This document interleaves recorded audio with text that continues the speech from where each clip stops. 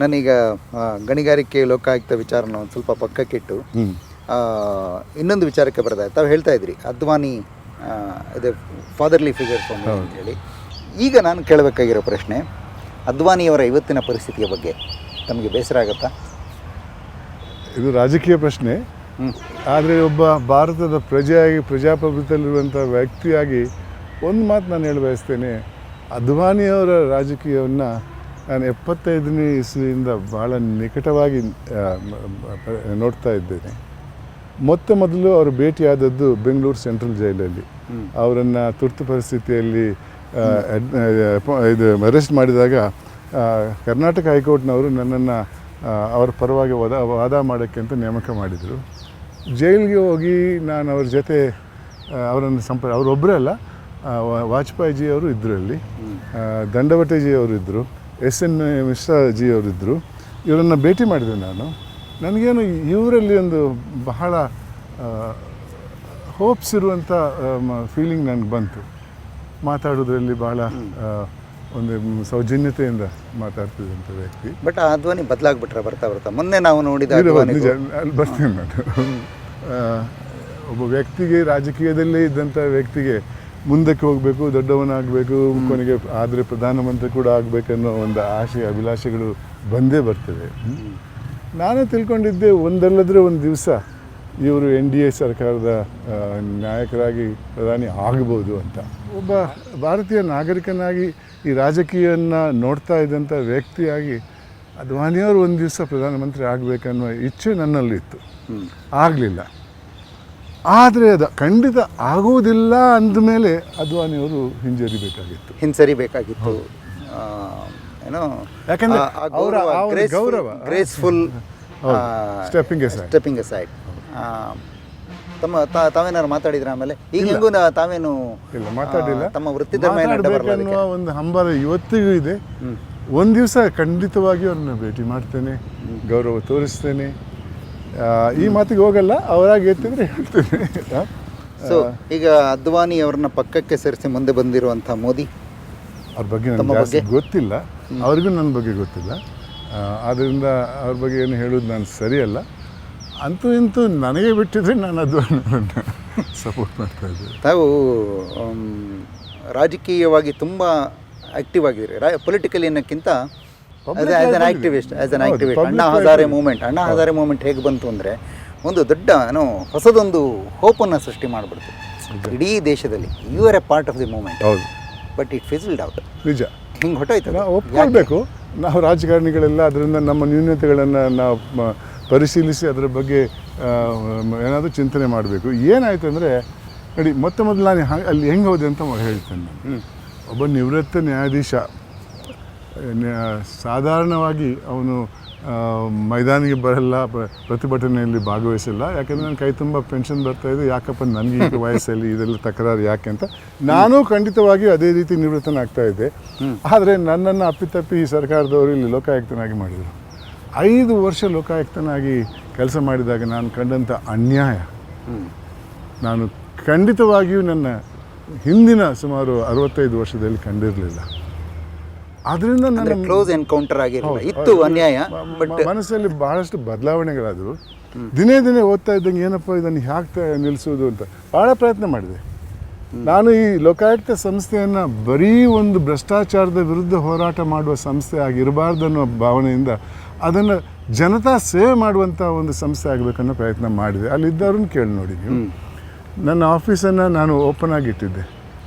ಎಲ್ಲ ಅಧಿಕಾರಿಗಳಿಗೂ ಕೂಡ ಸಲಹೆ ಕೊಟ್ಟೆ. ಏನಂದರೆ ಯಾರೋ ಒಬ್ಬ ನಿಮ್ಮ ಹತ್ರ ಬಂದರೆ ಅವ್ನು ನೊಂದ್ಬಿಟ್ಟು ಬರ್ತಾನೆ ಅಷ್ಟು ದೂರದಿಂದ, ಸುಮ್ಗೆ ಒಂದು ಮಜಾಕ್ಕೆ ಬರೋಲ್ಲ ಅವನು. ದಯವಿಟ್ಟು ಅವನ ಕಷ್ಟಕ್ಕೆ ಸ್ಪಂದಿಸಿ ಕಷ್ಟವನ್ನು ಪರಿಹಾರ ಮಾಡೋಕ್ಕೆ ಪ್ರಯತ್ನ ಮಾಡಿ ಅನ್ನೋ ಅದಕ್ಕೆ ನನ್ನ ಅಧಿಕಾರಿಗಳು ಭಾಳಷ್ಟು ಜನ ಚೆನ್ನಾಗಿ ಕೆಲಸನೇ ಮಾಡಿದರು. ಇದರಿಂದಾಗಿ ನಮ್ಮ ನಿಕಟ ಸಂಬಂಧ ಈ ಸಾರ್ವಜನಿಕರ ಜೊತೆ ನಡೀತು. ಈ ನಿಟ್ಟಿನಲ್ಲಿ ನಾನು ಭಾಳಷ್ಟು ಜನರ ಕಣ್ಣೀರನ್ನು ಒರೆಸೋಕ್ಕೆ ಪ್ರಯತ್ನ ಮಾಡಿದೆ. ಇನ್ನೇನು ನಿವೃತ್ತನಾಗ್ತಾ ಇದ್ದೇನೆ, ಇನ್ನು ಯಾವ ಹುದ್ದೆನೂ ಬೇಡ ನನಗೆ, ಏನೋ ಜನತಾ ಸೇವೆ ಮಾಡಬೇಕನ್ನೋ ಹಂಬಲ ನನ್ನಲ್ಲಿ ಹುಟ್ಟು ಬಂತು. ಅದೇ ಸಮಯಕ್ಕೆ ಅದು ದೇವರು ಕೊಟ್ಟಂಥ ಏನು ಅಣ್ಣಾ ಹಜಾರೆ ಅವರು ಅವರ ಒಂದು ಪ್ರತಿಭಟನೆಯ ಕಾರ್ಯಕ್ರಮವನ್ನು ಶುರು ಮಾಡಿದರು. ನನಗೊಂದು ಅವರಿಂದ ಕಾಲ್ ಬಂತು, ನೀವು ಬರಬೇಕು ನಮ್ಮ ಜೊತೆ ಆ ಒಂದು ಕರಡು ಮಸೂದೆಯನ್ನು ತಯಾರು ಮಾಡೋಕ್ಕೆ ಸಹಾಯ ಮಾಡಬೇಕಂತ ಸರಿ ಅಂತ ನಾನು ಒಪ್ಕೊಂಡೆ. ಅಲ್ಲಿ ಸೇರಿದಾಗ ನಾವು ಇನ್ನೂ ಲೋಕಾಯುಕ್ತ ಸಂಸ್ಥೆಯಲ್ಲಿ ಇದ್ದೆ ಕೆಲವು ತಿಂಗಳು. ನಿವೃತ್ತನಾದ ಮೇಲೆ ಸ್ವಲ್ಪ ಆ್ಯಕ್ಟಿವ್ ಆಗಿ ಅವ್ರ ಜೊತೆ ಸೇರಿಕೊಂಡೆ. ಭಾಳಷ್ಟು ಪ್ರತಿಭಟನೆಯಲ್ಲಿ ಭಾಗವಹಿಸಿದೆ. ಬೆಂಗಳೂರಲ್ಲೂ ಫ್ರೀಡಮ್ ಪಾರ್ಕಲ್ಲೂ, ಮತ್ತು ಅಣ್ಣಾ ಹಜಾರೆ ಕೂತಾಗ ರಾಮಲೀಲಾ ಮೈದಾನಿಗೆ ಹೋಗಿದ್ದೆ, ಜಂತರ್ ಮಂತರ್ಗೆ ಹೋಗಿದ್ದೆ, ಮುಂಬೈಲಿ ಹೋಗಿದ್ದೆ. ನನಗೆ ಆಮೇಲೆ ಇಂಪ್ರೆಷನ್ ಹೇಗಿತ್ತಂದರೆ, ಲೋಕಪಾಲ್ ಮಸೂದೆ ಬಂದು ಲೋಕಪಾಲ್ ಅಂತ ಅಪಾಯಿಂಟ್ ಆದರೆ ಸಂತೋಷ್ ಹೆಗಡೆ ಅವರೇ ಲೋಕಪಾಲ್ ಆಗ್ತಾರೆ ಖಂಡಿತ ಅನ್ನೋ ಮಟ್ಟದ ನಿರೀಕ್ಷೆ. ನಾವು ತಯಾರು ಮಾಡಿದಂಥ ಕರಡು ಮಸೂದೆಯಲ್ಲಿ ಒಂದು ವಯಸ್ಸಿನ ಮಿತಿ ಹಾಕಿದ್ವಿ.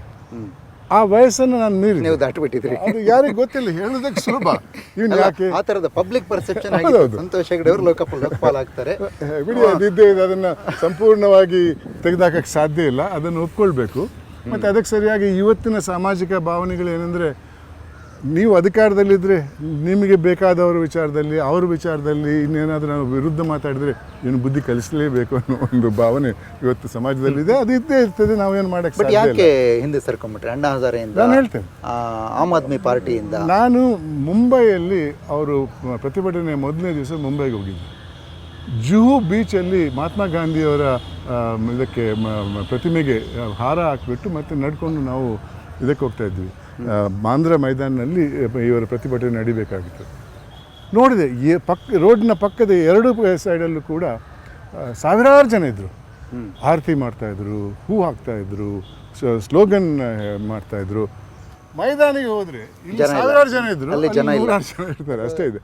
ಆವಾಗ ನನಗೆ ಅರಿವಾಯಿತು ಏನಂದರೆ, ಇದಕ್ಕೆಲ್ಲ ಸಹಾಯ ಮಾಡಿದ್ರು ಮಧ್ಯಮ ವರ್ಗದವರು. ಮಧ್ಯಮದಲ್ಲಿ ಮಧ್ಯಮ ವರ್ಗದಲ್ಲಿ ಒಂದು ಫೆಟಿಕ್ ಫ್ಯಾಕ್ಟ್ರಿ ಇದೆ. ಮಧ್ಯಮ ವರ್ಗ ಅಂದರೆ ನಾಟ್ ಮಾಧ್ಯಮ ಅಲ್ಲ, ಮಧ್ಯಮ ಮಿಡಲ್ ಕ್ಲಾಸ್ನವರು. ಅವರಲ್ಲಿ ಸಂಪೂರ್ಣ ಶಕ್ತಿ ಇಲ್ಲ. ಏನೋ ಅವ್ರಿಗೆ ಭ್ರಷ್ಟಾಚಾರದ ವಿರುದ್ಧ ಆಕ್ರೋಶ ಇದೆ, ಅದನ್ನು ತೆಗೆದಾಕಿ ಒಂದು ಇನ್ಸ್ಟೆಂಟ್ ಫುಡ್ ಬೇಕು ಅಂತ ಮಧ್ಯಮ ವರ್ಗಕ್ಕಾಗಲಿ, ಇವತ್ತಿನ ಜನಕ್ಕೆ ಯಾರಿಗೇ ಆದರೂ ಇನ್ಸ್ಟೆಂಟ್ ಫುಡ್, ನಂಗೆ ಈಗ ಏನೋ ಮಾಡಿದರೆ ತಕ್ಷಣ ಫಲ ಬೇಕು ಅನ್ನೋದಿದೆ. ಅದಲ್ಲ, ಮುಂದಕ್ಕೆ ಅವ್ರ ಇವತ್ತು ಅವರಲ್ಲಿ ಆಕ್ರೋಶ ಇದ್ದೇ ಇದೆ, ಆಕ್ರೋಶ ಇದೆ. ಆದರೆ ಚಾನಲ್ ಇದೆ, ಚಾನಲ್ ಮಾಡಬಹುದಾದ ಶಕ್ತಿ ತಮಗಿತ್ತು, ತಮಗೆ ಅಂದರೆ ಅಲ್ಲ ಮಾಡಿದ್ದೀವಿ ಖಂಡಿತ. ಇವತ್ತು ಕೂಡ ನೀವೊಂದು ಪೋಲ್ ತೆಗೀರಿ, ಖಂಡಿತವಾಗಿ 75-80% ಜನ ಅಣ್ಣಾ ಹಜಾರೆಯವರ ಪ್ರತಿಭಟನೆಯನ್ನು ಸಮರ್ಥಿಸ್ತಾರೆ. ಆದರೆ ಪ್ರತಿ 2 ತಿಂಗಳಿಗೆ ಒಂದ್ಸಲ ನಮ್ಮನ್ನು ಮೈದಾನಿ ಕರಿಬೇಡಿ, ನಮ್ಮಿಂದ ಬರೋಕ್ಕೆ ಸಾಧ್ಯ ಇಲ್ಲ. ನಮ್ಮ ಕೆಲಸ ಇದೆ, ನಮ್ಮ ಕುಟುಂಬದವನ್ನು ನೋಡ್ಕೊಳ್ಬೇಕು ನಾವು. That is a pathetic factor.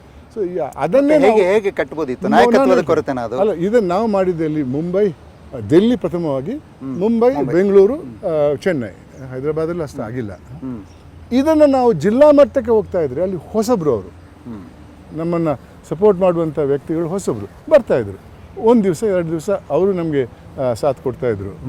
ಇದನ್ನು ನಾವು ಅಖಿಲ ಭಾರತ ಮಟ್ಟದಲ್ಲಿ ಬೇರೆ ಬೇರೆ ಕಡೆ ಮಾಡ್ತಾಯಿದ್ರೆ ಚೆನ್ನಾಗಿರ್ತಾ ಇತ್ತು. ಆದರೆ ಯಾವುದೇ ಒಂದು ಕಾರಣಕ್ಕೆ ನಾನು ಮಾಡಿಲ್ಲ. ಅದರಿಂದಾಗಿ ಅವರು ಸೋತೋದ್ರು. ನಾಯಕತ್ವದ ಕೊರತೆನ ಅಥವಾ ನಾಯಕತ್ವಕ್ಕಾಗಿ ನಡೆದ ಕಿತ್ತಾಟದ ಕಾರಣನ? ಅದು ಎರಡನೇ ಭಾಗ. ಇದು ನಾಯಕತ್ವ ಅಂತ ನಾನು ಹೇಳ ಬಯಸುವುದಿಲ್ಲ.